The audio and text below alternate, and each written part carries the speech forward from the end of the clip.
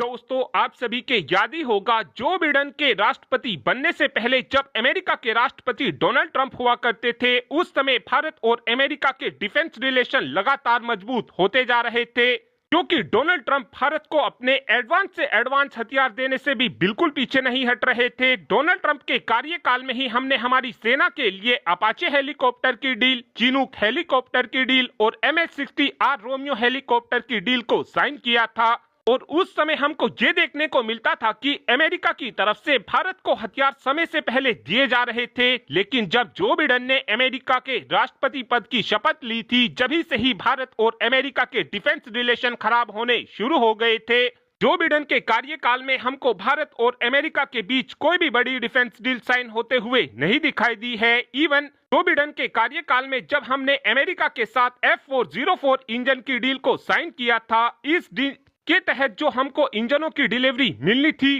वो भी delivery Joe Biden government की तरफ से काफी ज्यादा लेट करा दी गई और इन्होंने 31 प्रीडिएटर ड्रोन की डील भी काफी ज्यादा लेट भारत के साथ साइन की। लेकिन अब जो बिडेन का कार्यकाल खत्म हो चुका है, अब डोनाल्ड ट्रंप ने एक बार फिर से अमेरिका की गद्दी को संभाल लिया है और आते ही डोनाल्ड ट्रंप की तरफ से यह फैसला लिया गया है कि अब हम उसी रफ्तार के साथ भारत को हथियारों को देना शुरू करेंगे जिस रफ्तार से हम भारत को पहले हथियार दिया करते थे।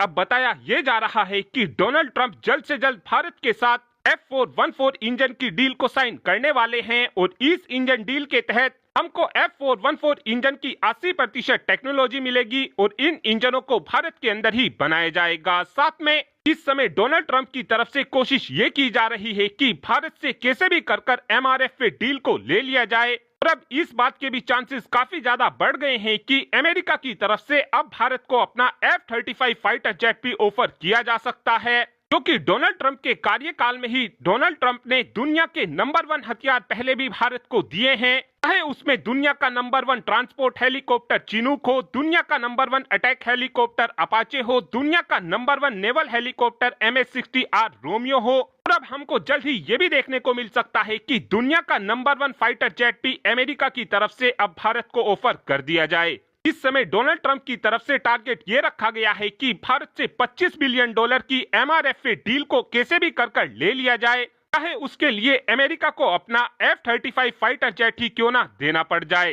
डोनाल्ड ट्रंप के इस कार्यकाल में हमको स्ट्राइकर आर्मर्ड व्हीकल की भी डील साइन होते हुए देखने को मिल सकती है। साथ में P-8I पोसाइडन विमान की भी एक और डील हमको देखने को मिल सकती है। साथ में एक अपडेट भारत की 10,200 करोड़ रुपए की मेगा डील को लेकर भी आया है। दरअसल हाल ही में ही हमारी कैबिनेट कमेटी ऑन सिक्योरिटी की तरफ से 10,200 करोड़ रुपए के 2 अलग अलग तरीके के हथियारों को अप्रूवल दिया गया है। ये दोनों ही हथियार हमारी सेना के लिए खरीदे जा रहे हैं। पहली डील के तहत तो हमारी सेना के लिए हाई एक्सप्लोजिव फ्रेगमेंटेड टोकी खरीद की जाएगी और इस डील की कीमत 5700 करोड़ रुपए होगी और दूसरी डील एरिया फिनाइल एम्यूनेशन की होगी और ये डील 4500 करोड़ के आसपास की होगी। इस डील को हमारी मिशन इंडिया लिमिटेड और हमारी सोलर इंडस्ट्री को दिया जाएगा। जिस भी कंपनी की तरफ से कम बोली लगाई जाएगी, उस कंपनी को इस ऑर्डर के 60% एम्यूनेशन को बनाना होगा और जिस कंपनी की तरफ से बोली ज्यादा लगाई जाएगी, उस कंपनी को 40% एम्यूनेशन बनाकर हमारी सेनाओं को देने होंगे।